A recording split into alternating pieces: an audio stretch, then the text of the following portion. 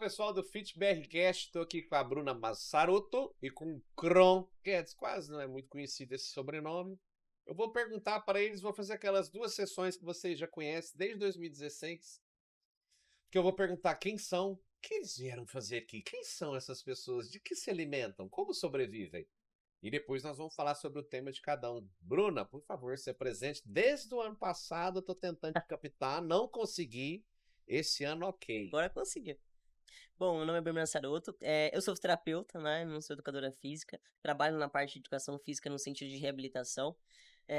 Fiz pós-graduação, fiz mestrado, doutorado, pós-doutorado hoje em ciência da reabilitação e basicamente eu trabalho com padrões e análise de movimento, tenho um consultório, né, e trabalho nessa parte de reabilitação, mas mais para a parte esportiva, né, hoje bastante do bodybuilding e também com alguns atletas de alto rendimento e o público convencional também.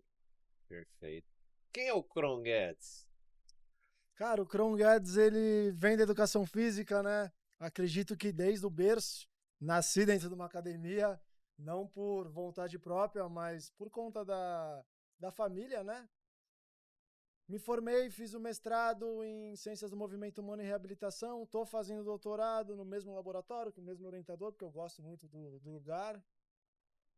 Tenho em parceria, né, com meu pai, com a minha mãe, um centro de treinamento em Santos, onde lá... E seu pai? Meu pai é o Gilmar Guedes. Já passou por aqui. O negócio aqui vem de família.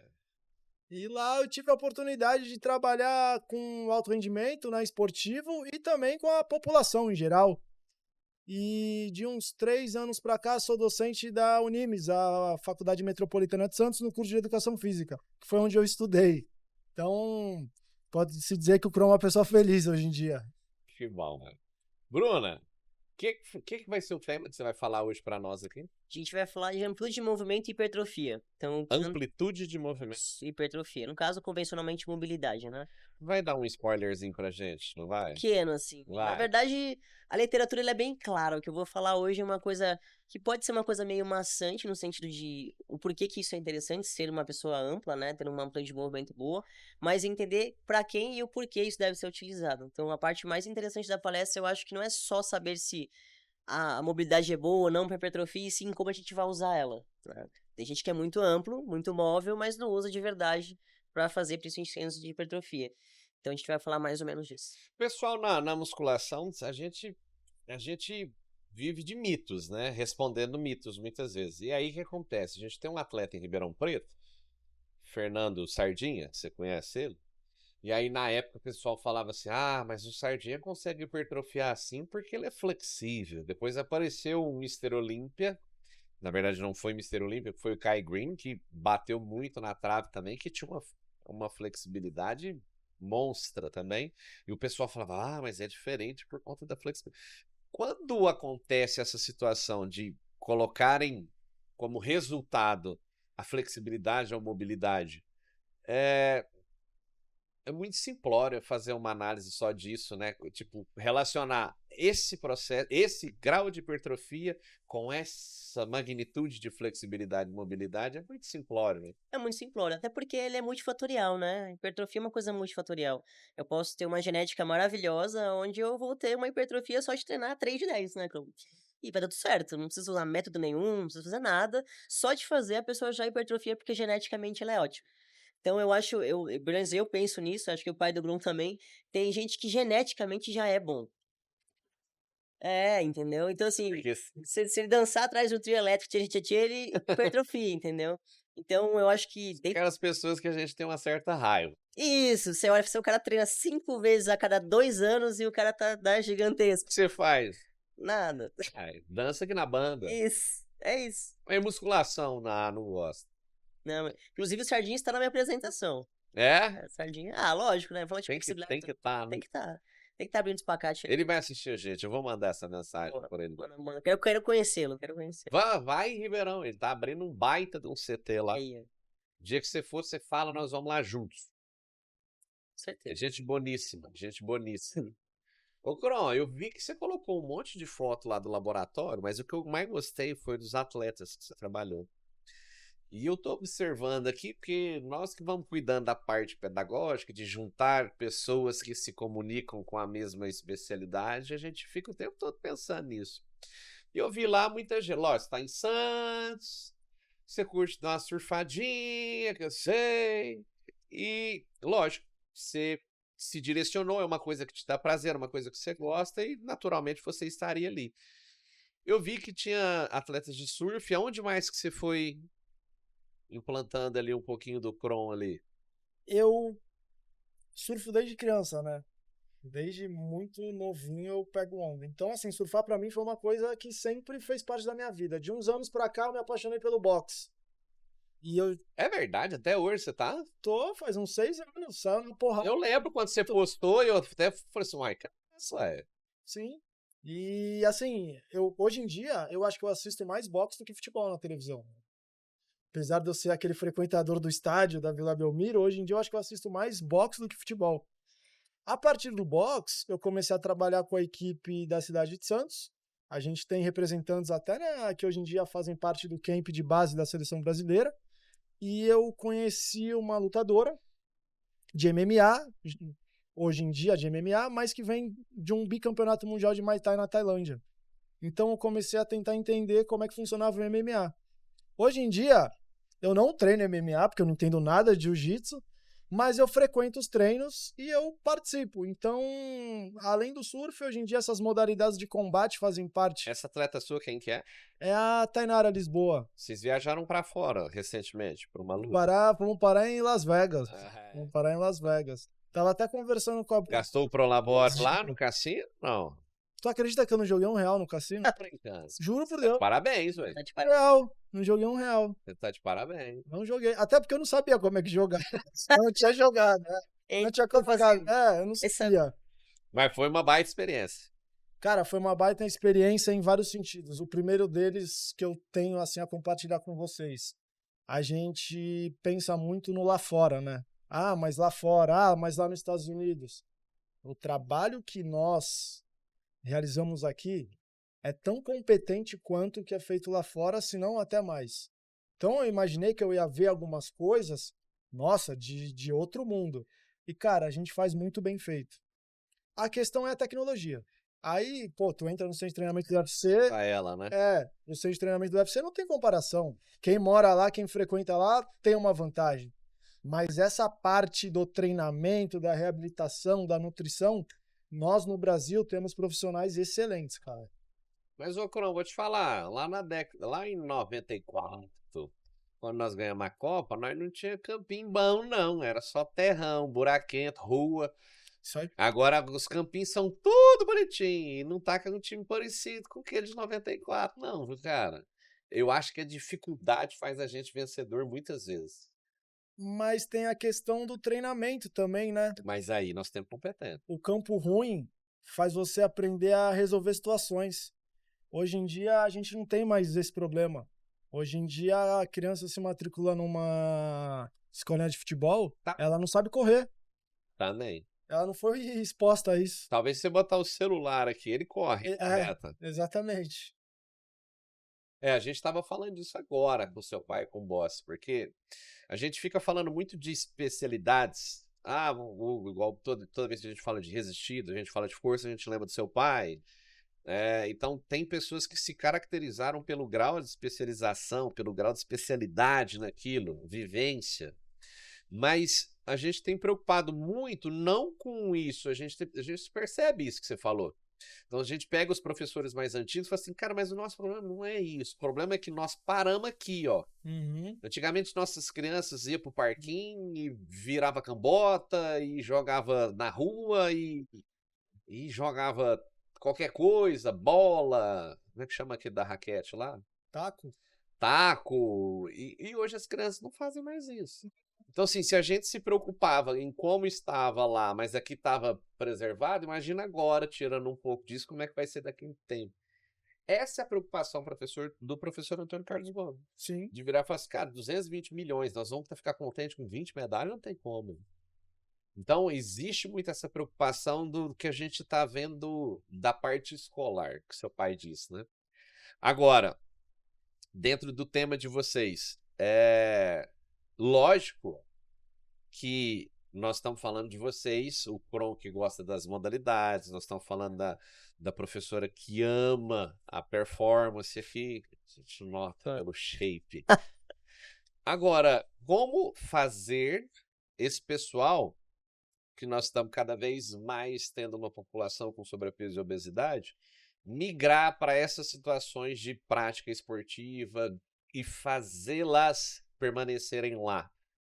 Porque às vezes a gente fala assim, flexibilidade, mobilidade, fala assim, pô, mas aí nós já estamos falando de alguém que já treina, né? E tem frequência, então e o comportamento já existe. Agora, como que a gente pode falar que tudo isso pode influenciar uma pessoa que às vezes não está preocupada com prática, não faz, ou às vezes não gosta? Eu acho que tem que ter uma coisa acessível, né? Às vezes eu pego pacientes que odeiam treinar. E não treinam mesmo, não faz nada da vida.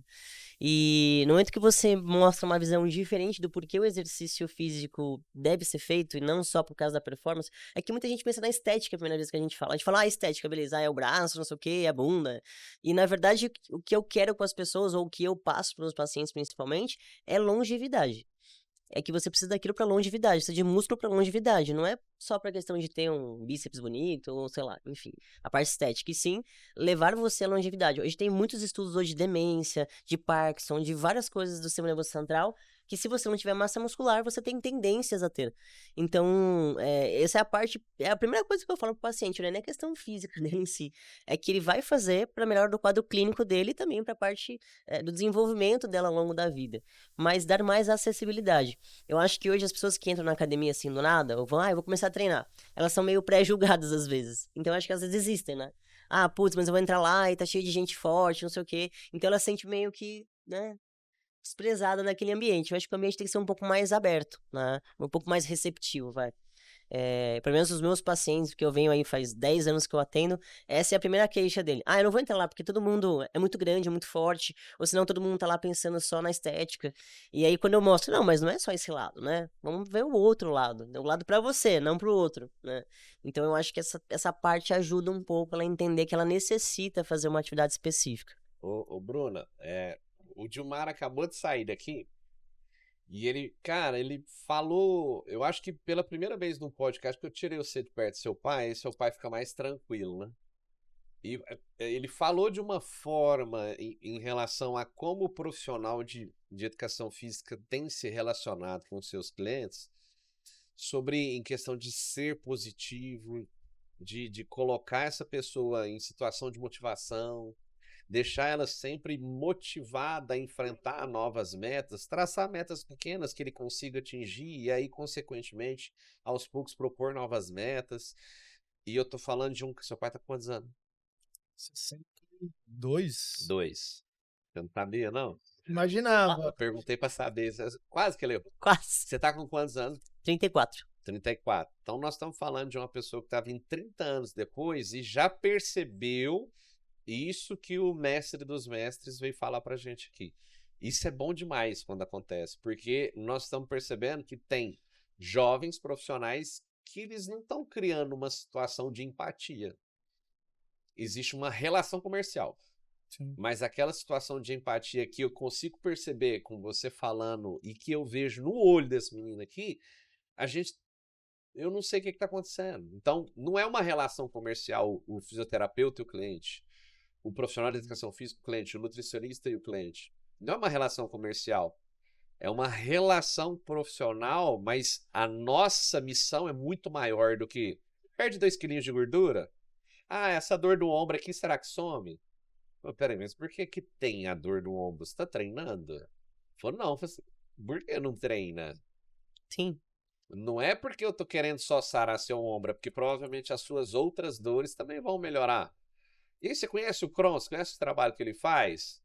Vamos propor uma meta para ele montar um treinamento para você, você leva para ele essas dores, eu passo para ele tudo o que está acontecendo de tratamento. Sim. Chega lá no Kron, o Kron monta todo o esquema de treinamento, faz essa pessoa começar a ter empatia pelo treinamento, pelo atendimento. E ele fala assim, cara, você conhece o Eduardo, nutricionista? Pô, eu acho que ele vai te ajudar nesse processo de emagrecimento. O que você falou é totalmente verdade, porque é a mesma coisa quando os pacientes chegam no meu consultório. O médico falou que eu não posso mais fazer nada. Tá, mas por quê? não tem nada pra fazer, tipo, a gente não tem nenhuma alternativa, ele não te deu nenhuma alternativa, ele simplesmente falou que você não pode mais fazer. E é desse sentido, a pessoa, ela fica desmotivada. Ela simplesmente não quer fazer, porque, não, mas o médico falou. Então beleza, ótimo, não quero mesmo. Aí, deixa aí. Outras não. E eu tenho alguns pacientes que eu tirei de não praticamente quase nem andar e subiram no palco do fisiculturismo. Então ele saiu de um estágio 0, muito zero, fez um programa o ano inteiro, passou depois com um treinador e subiu no palco. Assim, pra performance, não, porque era uma motivação pra ele. Era uma meta de vida. Olha, eu acho que eu vou. Falei, vai, lógico que vai. Pode ir, sem problema nenhum. Em 2015, eu fiz a preparação de um atleta que tinha sido obeso e o irmão dele era um espetáculo. Engraçado, né? Na mesma casa, um com a genética maravilhosa e o outro não muito. E aí o que acontece? A gente associa muito o status estético com o emocional. Porque aquela pessoa que você percebe que ela não está feliz em estar naquela situação, naquela composição atual, você percebe que tem alguma coisa errada. E aí eu me motivei por perceber que toda vez que ele conseguia fazer um processo de emagrecimento, ele se empolgava. E naquele ano, o irmão dele ia competir. Ele falou assim, você acha que eu dou conta de competir? Eu falei, dá. E aí a equipe inteira falou assim, você tá maluco? Por quê? Eu falei assim, por quê? Eu falei assim, não, você tá falando que o cara pode competir? Não pode. Eu falei, mas quem falou? Eu errei isso uma vez. Uma médica de BH perguntou, você acha que eu competir? Eu falei, você é médica, velho, você é rica, vai fazer outras coisas. E ela foi 4 vezes campeã sul-americana. Todas as vezes que ela foi campeã, eu falei assim, você me desculpa. Eu já pedi desculpa 4 vezes pra ela. Porque eu não impus nada de limite pra esse cara. Eu falei assim, você vai até onde você conseguir. E ele subiu no palco bonitinho. Não era pra ser campeão. Imagina, mas não é essa a intenção. Nunca mais ele me esqueceu. Não é essa a intenção. A intenção é você mostrou uma coisa factível pra ele. Entendeu? A mesma coisa que eu faço pro paciente. Eu nunca chego e pergunto pra ele, o que você não consegue fazer? Não, eu já sei o que ele não consegue fazer. O que você consegue? A partir do que você consegue, a gente vai dali pra frente, entendeu? E vai progredindo. O 2009, acho que foi o primeiro consenso do American College sobre obesidade. Sim. E em 2024 saiu um novo, depois de mais de 10 anos. Mais de 10 anos. Mais de 10 anos. Então, em 2009, eles identificaram que tinha um problema. A população estava ficando cada vez com mais sobrepeso, se tornando obesa. O que eles observaram em 2024? Que isso aumentou 5 vezes. Então, a gente sabe que tem um problema, mas a gente não sabe como solucionar esse problema. E aí a gente passa, assim, em várias questões. Por exemplo, o que você busca quando você entra em um lugar, em uma academia? Cara, a pessoa que não gosta, ela busca entretenimento. Ela não vai ficar ali se ela não gostar, se ela não se simpatizar por alguma coisa que tem ali. Então, o que adianta eu criar um ambiente onde essa pessoa entre, ninguém fala com ela? Tenta entrar vocês numa academia fora dos padrões de estética que a sociedade impõe para hoje. Tu vai entrar, tu vai sentar no aparelho e tu não cabe. Às vezes tu não cabe. Tu vai passar, o professor muitas vezes não vai nem olhar na tua cara. Tu vai treinar. Se tu morrer ali, ninguém vai nem ver. E aí tu sai e nunca mais volta. Na hora de apagar a luz, fala assim, ué, cara. Tem um negócio ali. Tu vai num restaurante, tu come uma comida ruim, tu volta? É a mesma coisa. Então, assim, primeiro de tudo, a gente tem que tentar arrumar alguma forma dessa pessoa voltar. Essa pessoa voltando, a chance dela atingir o objetivo dela é mais fácil de acontecer, certo? E aí a gente para e pensa, vamos discutir o que é melhor, musculação funcional localizada. Cara, minha preocupação é se movimentar, meu filho. No primeiro momento, se mexe. Porque, na verdade, se a gente for parar para pensar, o ser humano ele é movimento, né? E aí depende de uma interação entre os sistemas. Eu me movimento, já estou fazendo alguma coisa, quebrei a inércia. Depois eu melhoro esses sistemas. E aí o cara, de repente, ele se envolve em uma modalidade, seja esportiva ou seja de treino. O que ele vai pensar? Para eu performar essa modalidade de uma maneira mais satisfatória para mim, não estou nem dizendo para ser campeão de nada, eu preciso mudar alguns hábitos da minha vida. E aí, às vezes, o cara começa a fazer essa mudança. E aí você influenciou diretamente na melhora da qualidade de vida de uma pessoa. Outra coisa que ajuda bastante, essas aulas coletivas, tu cria um vínculo, tu cria uma amizade. Sim, socializa, né? Hoje em dia, lá no DKG, a galera fica me pedindo camisa. Cadê a camisa pra eu ir na praia? Cadê a camisa pra fazer não sei o quê? Eu falo, cara, nem eu tenho mais, não tenho boné. Mal sabe eles que eu pego um boné qualquer e colo um negocinho. Os caras querem boné. Porque hoje em dia eles se identificam com uma tribo, né? Dali da Eles academia. criaram uma identidade. É, E a identidade veio do quê? Da vontade de vocês gerar relacionamento, empatia. Sim, dá Isso treinamento. é uma coisa simples. Parece, mas não é. Tipo, antes de eu querer uma relação comercial, eu pensar, não, como é que eu posso ajudar essa pessoa? Sim. é. Não vi, não é isso que Mas é questão de deixar ela, de você ouvir a pessoa, né? A gente, né? Então, quando minha consulta demora umas 2, 3 horas, porque eu deixo o paciente falar. Eu preciso que ele fale, eu não sei o que aconteceu na vida dele, eu preciso que ele fale. E muitas vezes eu escuto a mesma frase. Nossa, o último que eu fui, eu fiquei 10 minutos. Assim, mas 10 minutos eu não consigo nem colocar teu nome e seu CPF no negócio. Eu não consigo. Entendeu? Tá, esses dias eu tava numa fila de posto. Escutem essa. Tava numa fila de posto, tinha uma senhora na minha frente. Ela furou na minha frente, mas ok, mais de 60. Então ela nem pensou, só furou. Pronto. E aí eu fiquei olhando e falei assim, cara, ela furou na minha frente, mas acho que ela tá no direito dela, não vou nem falar nada. E aí na hora que ela chegou no caixa, ela virou, ela conhecia a caixa. Falei assim, uai, eu não te vejo aqui faz uns dias, o que aconteceu? Aí a menina do caixa falou assim, ô, meu irmão morreu. Ele falou assim, ai, meus sentimentos, não sei o quê. Começou a conversar. E ficou. Começou a fila, atrás. E atrás de mim um senhor, que provavelmente da mesma faixa etária da senhora na minha frente. Uhum. E aí ela começou a conversar e ela passou por uma situação muito parecida com a da menina do caixa, assim, muito próxima. E o senhor atrás já bufando, bufando, bufando, bufando. Na hora que ele foi querer ser meio sem educação, já tinha uns 5 minutos de conversa e a fila já tava com umas 7 pessoas. Aí ele foi querer falar assim, eu falei assim, ó, só escuta. Aí eu coloquei ele do meu lado aqui assim, aí ele ouviu o que era o assunto e a mulher do caixa já começou a chorar. Aham. Aí ele ficou meio sem graça assim, deu um passo pra trás. Coisa de 30 segundos, ela falou assim, filha, eu vou porque já deu fila, ó. Passa aqui, Deus te abençoe, não sei o quê. Tirou uma oração da bolsa e entregou pra ela. A senhorinha saiu. O cara que tava atrás de mim queria comprar um cigarro. Então ele tava com pressa porque ele quer se matar mais rápido. Também. Na hora que eu paguei minha conta, eu saí, ele pagou e falou assim, menino, vem cá. Ele falou assim, me desculpa, viu? Hoje realmente ninguém tem tempo pra ouvir a gente. Eu falei assim, você tá precisando ser ouvido? Aí eu falei assim, meu filho, a situação tá... E ali ele me pegou mais 25 minutos de conversa. Aham. É. O que eu tô querendo dizer com isso é, nós não sabemos ouvir os mais velhos. Sim.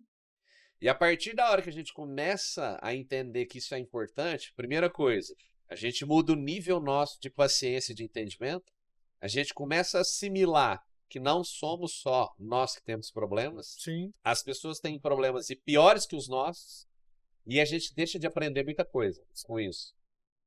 Verdade. Para ter uma relação comercial, cara, me parece muito pobre. Entendeu? Então, quando eu vejo você, Bruna, me falando isso, cara, meu coração fica até... Aqui é fit peixinho, parece que ele tá repetindo as mesmas coisas que o pai dele sentou aqui agora mesmo. É que eu li muitos livros do pai dele, então eu tô reproduzindo a mesma coisa. Eu fico feliz porque nós estamos renovando uma leva de profissionais que aqui estão, e quando os que aqui estão têm a mesma comunicação, isso é muito satisfatório. Para o evento, para a comunidade e para as pessoas que estão em contato com a gente. Mas às vezes eu penso que hoje em dia a gente vê umas discussões na internet assim que a única coisa que eu consigo encontrar é que é para alimentar o próprio ego. Porque ali tu não tá ajudando ninguém, É. só tá alimentando o próprio ego. Informação. Aí eu vejo muito na graduação. Um profissional renomado, um profissional com bastante contribuição na profissão, deixando em dúvida um monte de garotos e garotas jovens que ainda não têm esse nível de conhecimento e por causa de uma postagem que ele acaba vendo, confunde tudo e aí ele cria o quê? Vira igual ao time de futebol. Ou é esse lado ou é esse lado. Eu acredito nisso ou não acredito. E, cara, na verdade não, tem vários caminhos. Nem Imagina. Porque chegar no mesmo objetivo que a Bruna em um caminho diferente. É o que ele falou, eu falei, o objetivo às vezes ele é o mesmo, mas as formas de chegar lá são diferentes. né? Então, com o paciente é a mesma coisa. Às vezes o paciente, eu quero fazer tal coisa, mas a gente vai dar uma volta para chegar lá. Tem um outro que vai conseguir mais reto, mas você vai ter que dar uma volta, entendeu? E tudo bem. Só que o que ele falou é verdade. Às vezes a briga é uma briga de ego e não agrega nada. Não vai mudar nada na vida das pessoas. Só na sua começou a falar uma coisa que é desnecessária. E eu, que nem ele, como eu dou aula na pós também, dou aula na graduação em algumas graduações, a gente pega essas postagens, né? A pessoa não sabe nem o que ela mesma está postando. O assunto que ela chutou um assunto ali e falou o que ela acha e tudo bem, entendeu? Então, nem interpretar o artigo em si, a pessoa faz isso. Ela lê ali, como você falou, resuminho. Ah, mas eu isso aqui. Esses dias aí daqueles que falam assim, porque isso, e pão um artigo, e pão um artigo. Falei, caraca, pra fazer um vídeo de 1 minuto ele leu estudo de artigo. Tive interesse, fui lá e abri, o artigo não tinha nada a ver com o que ele tava falando. Ó, 90% das vezes. É porque entra assim, a pessoa ela acaba virando coautora do artigo, né? É. Ela vê lá e a conclusão do artigo é X. Aí ele mete uma vírgula. Logo, tananana, entendeu? Aí vira coautor do artigo, Eu trabalho com prática baseada em evidência, eu trabalho com revisão sistemática, né? Revisões sistemáticas a gente critica a ciência, na verdade, né? Porque a gente procura coisas dentro dos artigos específicos. E tem uma revisão muito interessante do quanto os artigos, eles são fidedignos àquilo que eles estão falando, né? E a gente tem um extremamente muito alto, só 5 a 8% dos artigos que a gente pode confiar. Que eles foram bem feitos metodologicamente, né? Então, assim, mais ou menos uns 5 a 8% são bons. São bons, são bem escritos, tem metodologia válida, né? Atenção você que está nos assistindo, que gosta de ver aquele influencer postando artigos com resultados logo após sem nem mesmo ler. Você que vê esse vídeo e não baixa o artigo que é citado no vídeo, uma informação da professora Bruna Massaruto para vocês. Revisão sistemática, fala de novo. 5 a 8% dos artigos são confiáveis. Ah, que bom. Se o cara da estatística for bom, mostra o que ele quer ali. É isso mesmo. É isso. Nós não precisamos nem estender, você falou tudo. Nós não precisamos nem estender. É absurdo. O papel aceita qualquer coisa. O meu orientador, ele é aquele cara muito gênio na estatística.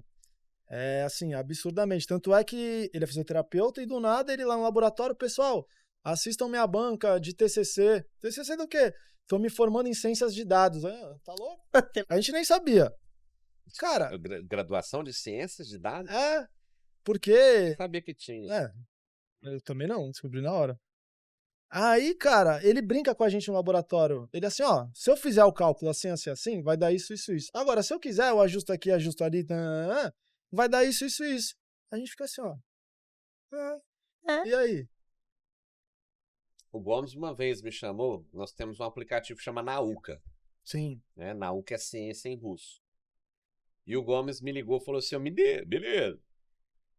Eu quero que você faz uma fórmula aí de taxa metabólica basal, que nós vamos fazer um aplicativo, você vai cuidar desse valor aí. Eu falei, não, professor, desde 2006 ninguém faz. Ele falou assim, então você vai fazer.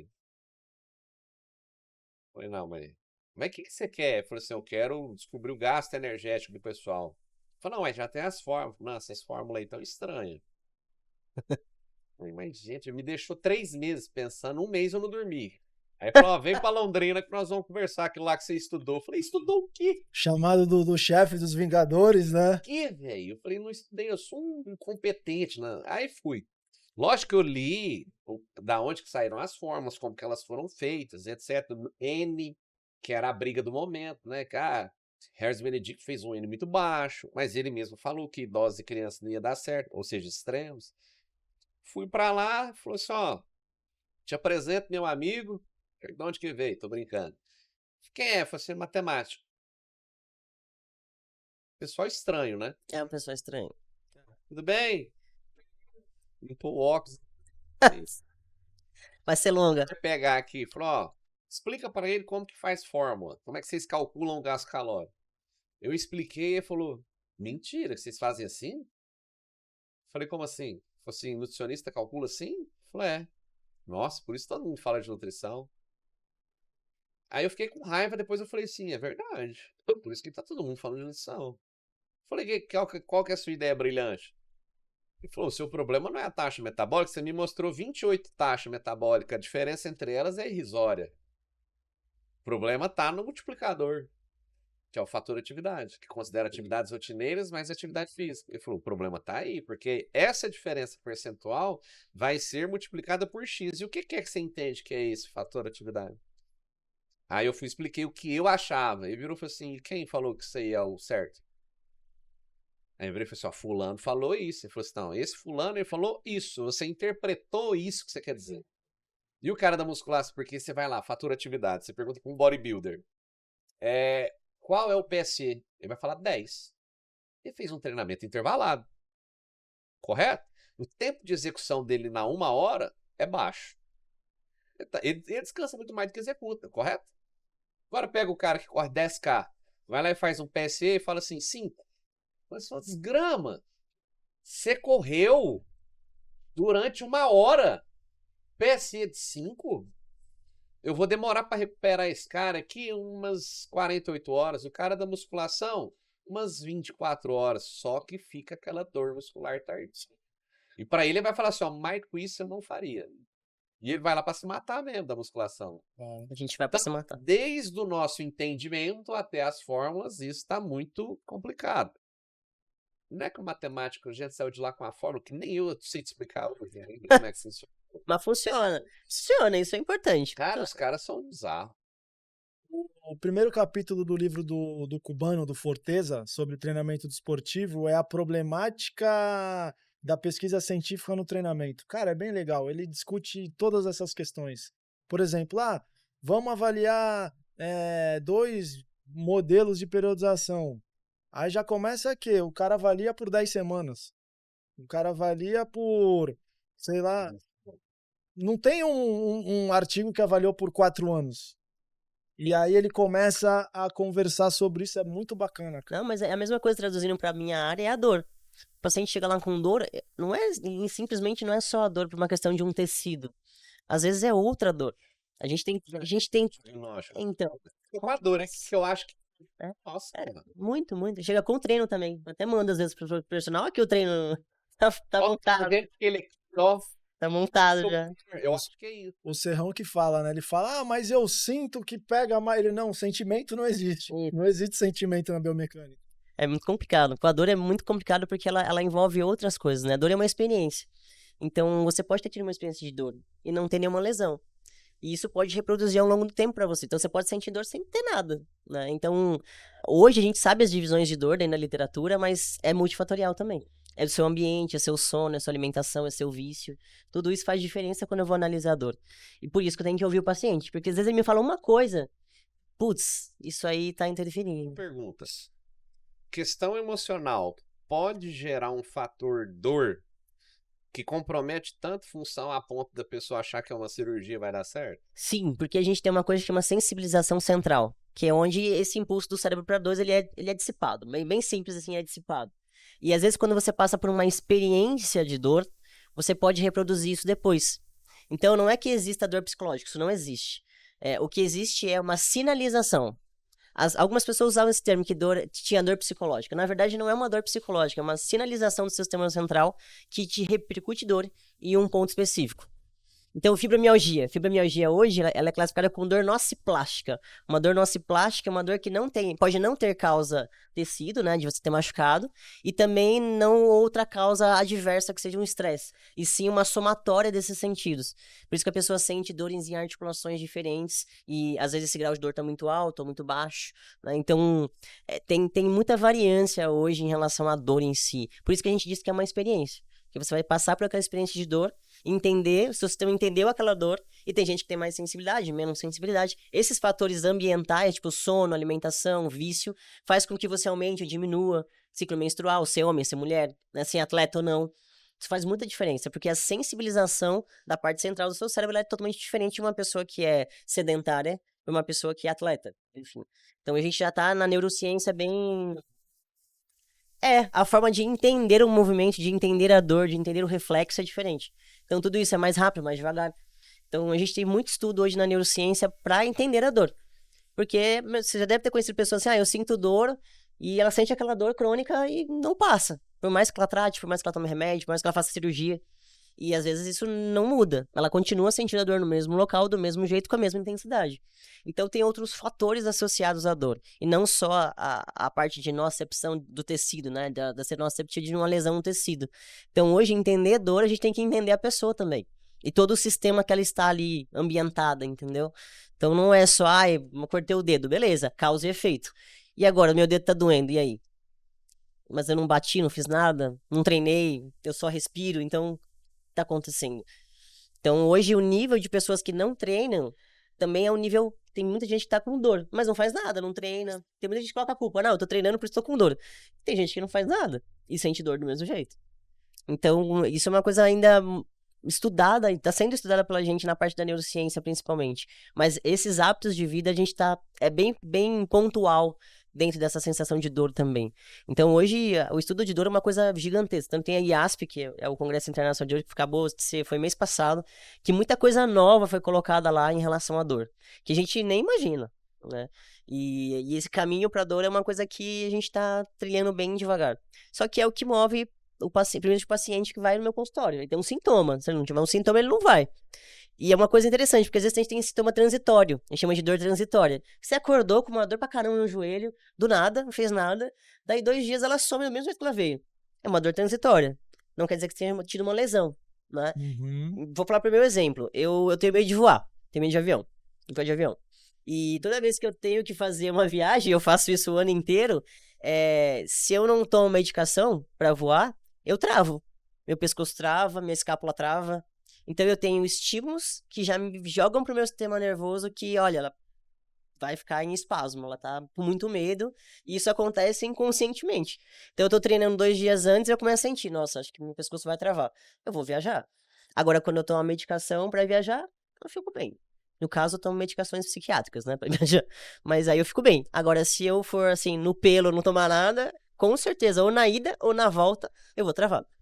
Porque eu fiquei muito... Meu sistema ficou muito espasmático por conta do medo, né? De fazer uma coisa que eu tenho muito medo de fazer. Então, as pessoas, elas são muito complexas. Então, não dá pra você entender a pessoa em 15 minutos.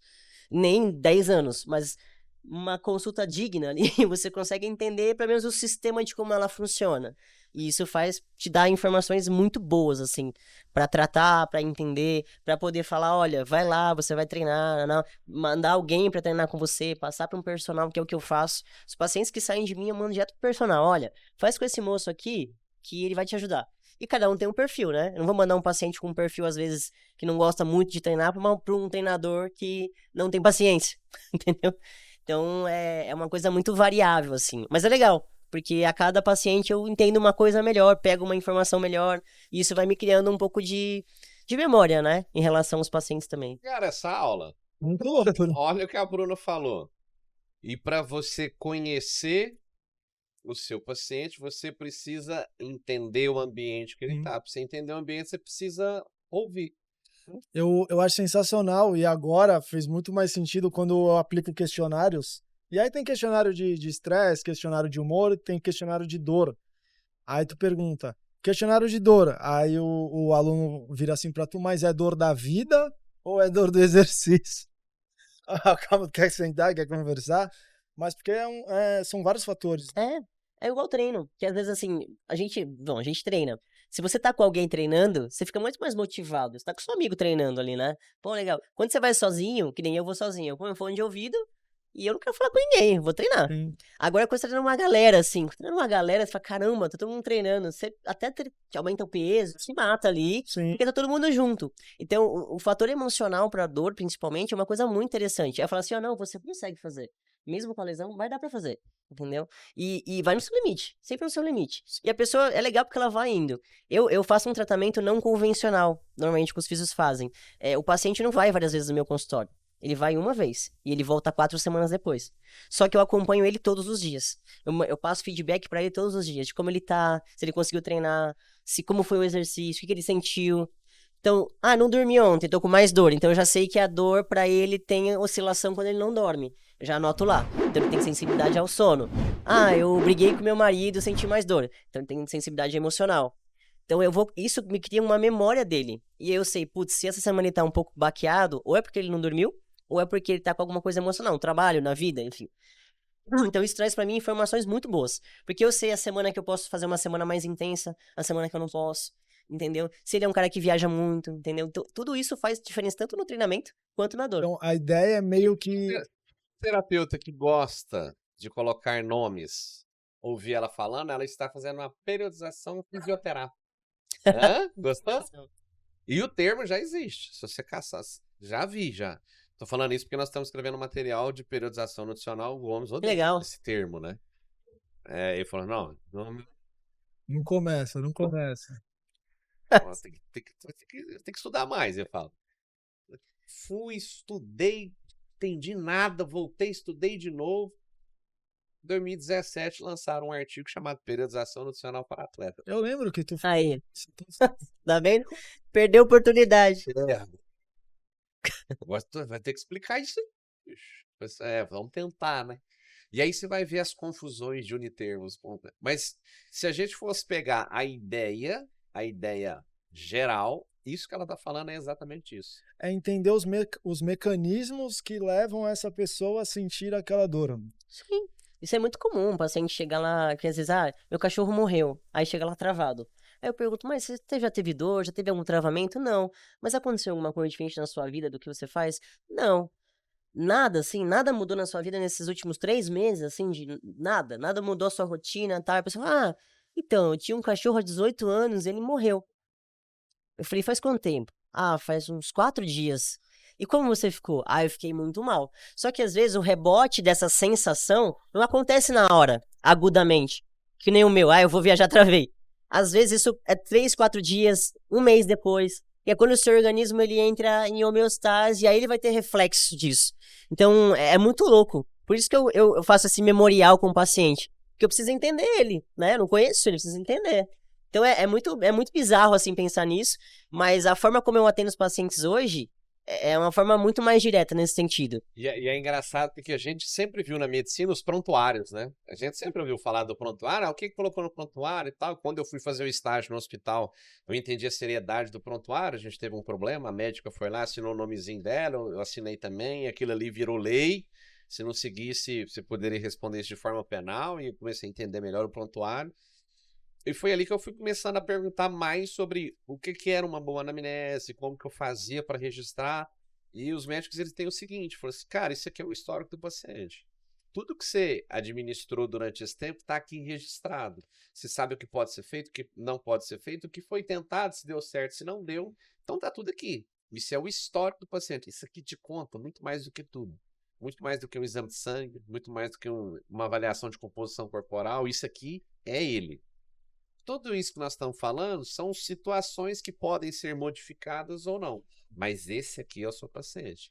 Então, às vezes, a gente abre mão de querer ficar escrevendo, o paciente sentiu dor, o cachorro morreu depois de 18 anos, escreve o nome do cachorro. Você se preocupar com o próximo. Então, na hora que vai fazendo tudo isso aí, além de criar uma empatia, você começa a entender essas situações. Sim, se ela é emocional, se ela não é, ou se pra ela cagou. Entendeu? Não. Que esses são os mais difíceis de tratar, tá? Esses falam, eu não caguei pra situação. Aí você vai ver o cara tá tudo jogando pra dentro dele. Sim. A informação. E nunca, né? Nunca solta.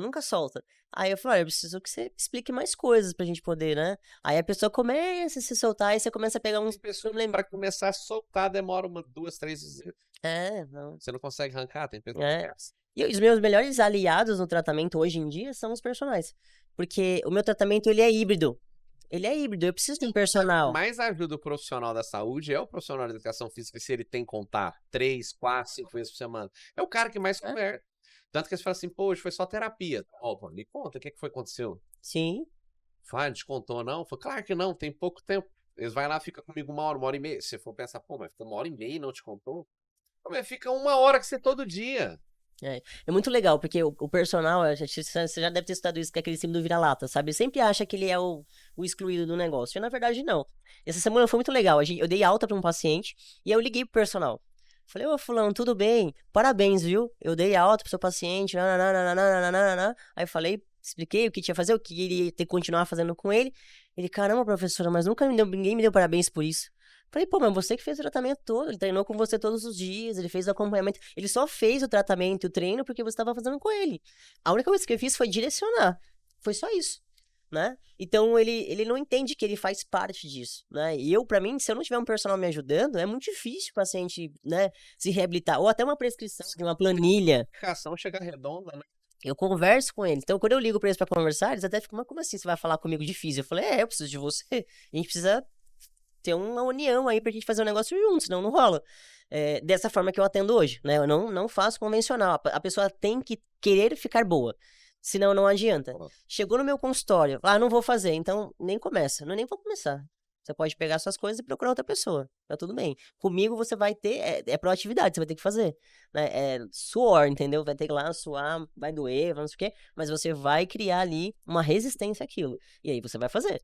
Então hoje, eu deixo bem claro ao paciente, você vai fazer? Se você não for fazer, a gente para aqui, tá tudo certo, me paga a consulta, vai embora e procura outro profissional. Porque comigo você vai treinar, você vai fazer, entendeu? Então eu até às vezes dispenso alguns pacientes porque eles não querem fazer. Eles querem fazer choquinho, eles querem fazer massagem. Então isso daí tem o Instituto Embeleze, você vai mais lá, tá tudo certo. Mas um dos motivos de eu ter ido para Las Vegas, para ficar no corner lá da Tainara, foi exatamente isso. Porque ela se lesionou durante um treino lá. Ela falou, não vou cancelar a luta.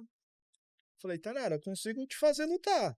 Vai doer, tu não vai lutar no auge da tua performance, mas tu vai chegar lá lutando, mas tu vai me ver todo dia. Eu falei pra ela, tu vai treinar o que tu mais odeia. Tu vai ficar com a bunda muito forte, que eu vou trabalhar tanto o teu glúteo pra segurar isso daí, pra tu lutar. Eu vi ela todo dia. Aí, o MMA são vários treinadores de várias modalidades diferentes, né? Aí ela chegou pro Bruno, pro marido dela, falou, cara, eu acho que o Kron tem que ir.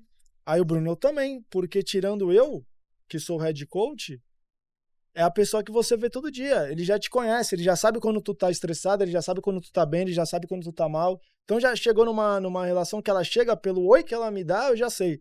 Hoje vai ser uma bosta, sabe? Porque é diariamente. É isso. Criou um relacionamento, criou empate. E no surf também, eu tenho uma passagem que um dos meninos, ele tava competindo na piscina, e tava eu e o técnico, né, o Pedrinho, o Pedro Souza, que é o técnico deles, e ele errou coisas que eu nunca vi ele errar o que ele errou. E ele tava com uma pressão muito grande, porque ele precisava fazer um resultado. Aí o Pedro, Kron, corre lá, fala alguma coisa pra ele, porque na piscina dá, né, pra tu chegar. Sai correndo. Ele me fez 5 perguntas em 10 segundos. Falei, cala a boca! Aí ele arregalou, que ele nunca me viu estressado, gritar. Arregalou o olho, eu falei, tu faz a mesma coisa todo dia, tu nunca erra. O que tu vai fazer agora? A mesma coisa que você faz todo dia, que eu já vi tu acertar 1 milhão de vezes. Dropa, bate, rasga e aerosão. Tu faz isso todo dia. Beleza. Fez o que precisava fazer, tirou um 9 alto, passou a bateria. Por quê? Cara, porque às vezes falta uma palavra ali de alguém de confiança, sabe? Só um empurrãozinho. Você consegue. Falo que assim, eu tenho essa situação em casa, vocês também devem ter, aquela situação do pai ou a mãe falar sempre a mesma coisa, de repente um dia faz assim, ó. Verdade. Sim. É verdade. Isso. Então assim, a pessoa ela tem o time dela pra ela conseguir aceitar e entender. Sim.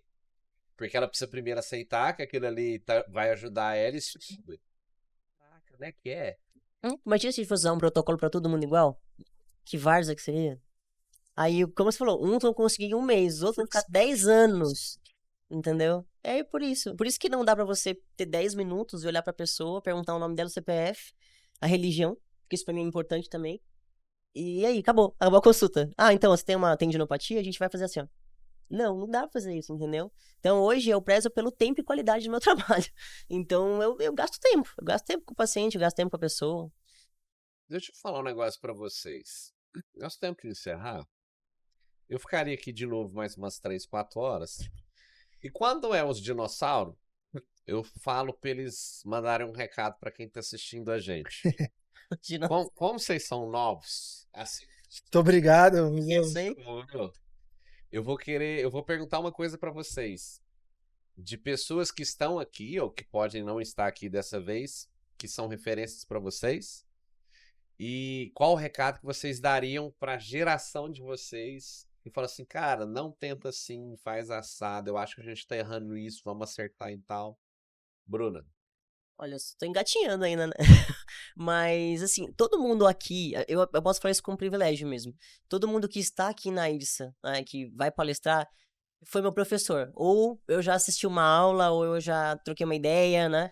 Então, eu acho que pra mim, referência são todos. Todos porque eu comecei agora também, então pra mim eles estão num patamar muito mais elevado do que o meu. E eu espero chegar lá um dia.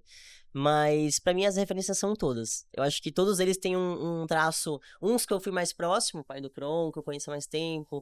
Outras pessoas que eu ministro aula, então eu tenho um contato melhor. Mas todos pra mim são uma visão onde eu quero chegar. Agora, um recado, na verdade, que eu tenho, principalmente na minha área, tá, de terapia, eu acho que na educação física também, mas é ter mais empatia com a pessoa em si, né? Ouvir, e como você falou, as pessoas têm história, e essas histórias, elas trazem informações importantes pra gente, pra nossa vida e pro tratamento, pra nutrição, pra qualquer coisa. E eu acho que ouvir as pessoas vai fazer muita diferença. Eu acho que o protagonista, quando a gente é profissional, é a outra pessoa que te procurou. Você tá ali só ouvindo ele falar dele, né, de toda a vida dele, de todo o teatro que é a vida dele, e eu acho que isso é uma parte importante. Eu acho que ouvir é uma parte muito importante. E a partir do que você ouve, você vai tirar as conclusões dentro da ciência, da melhor forma possível que você consiga, mas eu acho que ter mais empatia mesmo com o próximo, assim, deixar com que ele consiga mostrar quem ele é, para que você possa ajudar ele de uma forma mais específica. Eu acho que essa é a melhor parte, não fazer um negócio fast e rápido, né, onde você não consegue nem perguntar o nome ou sobrenome da pessoa e já aí vamos fazer, vamos lá. Então acho que isso é uma parte importante pra você ter um pouquinho mais ter qualidade no trabalho, obviamente. Kron. Pô, meu pai não conta, né? Conta? Não, meu pai, porque além. Até porque a outra referência que você vai falar foi aluno do seu pai. Ah, É. algum. Não, mas assim, o meu pai é bom, cara. Você acha? Nossa, ele é bom. Tu assiste uma aula dele, tu fala, caralho, o cara é bom mesmo. Cara, eu tô te falando sério. Você vai assistir um episódio dessa vez do podcast, você fala assim, caraca, meu pai fala. Não, mas é. Assim, é verdade, assim. Às vezes eu perco um pouco essa noção de estar tanto eu escuto assim, mas, cara, às vezes eu. É, teu pai, né? E eu paro pra assistir realmente uma aula dele e tu fala, caraca, é diferente. Mas é muito louco, né? Porque eu vejo muito assim a galera mais nova. Ah, meu ídolo é aquele jogador, meu ídolo é não sei quem, Cara, eu acho que praticamente os ídolos que eu tenho estão todos aqui, na verdade. Ao mesmo tempo que eu tenho uma relação de amizade com o Antônio Carlos Gomes, com o Mário, com o Pose, eu ainda paro assim do lado e falo, cara, esse cara é foda, né? Tipo, pô, o cara é diferente. Então tem vários desses aqui, o Serrão, o Cauê.